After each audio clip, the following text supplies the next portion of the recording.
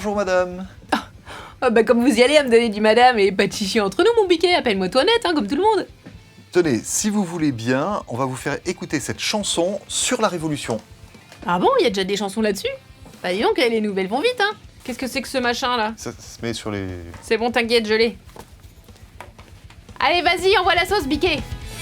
Aux armes, citoyens, la patrie est en danger. Aux armes, citoyens, la patrie est en danger. 1789, la France est en crise. De mauvaises récoltes, le peuple crie à la famine. À la famine. Eh ben oui, je crie à la famine parce que c'est moi le peuple. Et non mais sans rigoler là, on sait bien que ça fait quelques années que les récoltes elles sont super mauvaises et que le prix du blé a été multiplié par 6. Mais ça explique pas que le prix du pain se soit autant envolé. On ne nous dit pas tout, on nous cache des choses.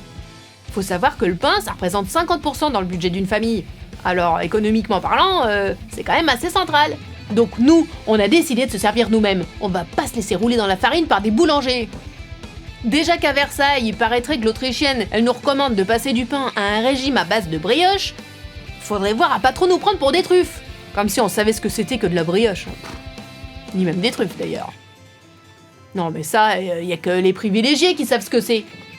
Ceux qui ont des privilèges, c'est la noblesse et le clergé. Seulement 2% de la population qui ont tous les droits, qui possèdent tout et qui payent aucun impôt. Eh ben, il doit y avoir une certaine logique là-dedans, mais alors nous on n'y souscrit pas des masses, hein. La vérité, c'est que c'est comme ça depuis le Moyen-Âge. Alors il est temps que ça bouge, nom de Dieu! 14 juillet 89, prise de la Bastille, c'est le début de la Révolution.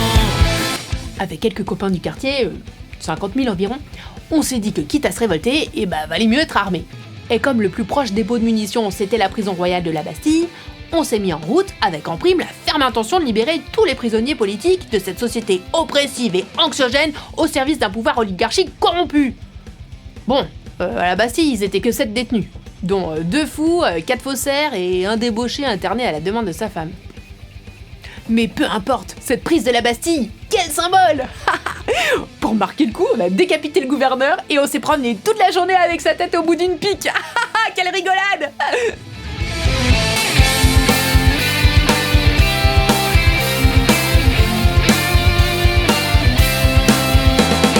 Le 4 août, abolition des privilèges, le 26 déclaration universelle. Les hommes naissent libres et égaux en droit et le reste tout au long de leur vie. Aux armes, citoyens, la patrie est en danger. Aux armes, citoyens, la patrie est en danger. Suite à notre promenade à la Bastille, l'Assemblée constituante, devenue l'Assemblée nationale, a voté l'abolition des privilèges. Ça veut dire que désormais, c'est l'égalité de tous devant la loi. La liberté de penser, d'opinion, d'expression pour tout un chacun. Bon, certains vont sûrement être plus égaux que les autres, hein, soyons pas dupes, mais quand même, quel bond en avant!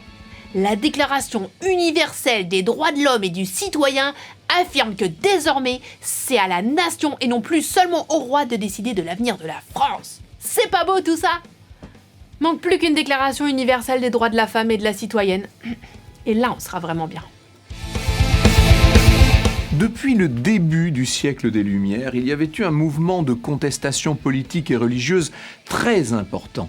On avait vu les grands philosophes, bien sûr Voltaire, Rousseau, mais aussi tous les autres, remettre en cause l'ordre établi, remettre en cause les institutions, remettre en cause la religion aussi. Et on peut dire qu'en 1789, la situation est devenue explosive. Elle l'est pour 3 raisons. Il y a à la fois une crise économique, liée notamment aux très mauvaises récoltes pendant plusieurs années, une crise financière, l'État s'est beaucoup endetté, notamment à cause de la guerre d'indépendance américaine, et puis une crise politique, car vous avez tous ces parlements de province qui réclament sans cesse plus de pouvoir. Il fallait que les choses éclatent, et bien l'orage il éclate pendant l'année 1789 et notamment le 14 juillet 1789. C'est le début d'une révolution qui va ébranler totalement l'Europe et le monde.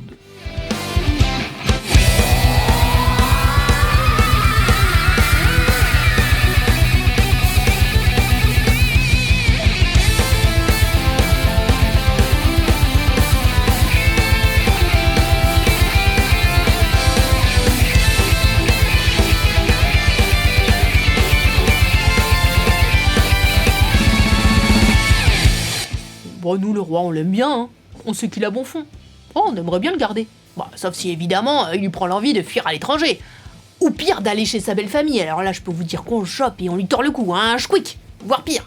Et l'Autrichienne avec. Ah oui, d'accord. Bon, eh bien, merci à vous pour votre participation, en tout cas. Ah bah, je t'en prie, mon biquet, hein. Et puisque vous aimez les chansons, qu'est-ce que vous pensez de celle-là? Allons, enfants de la patrie. Ah oui, c'est bien ça. Merci beaucoup. Au revoir. Le jour de gloire est arrivé. Ouais, merci. Contre nous de la tyrannie, Oula. l'étendard sanglant est levé. Au revoir. L'étendard sanglant est levé.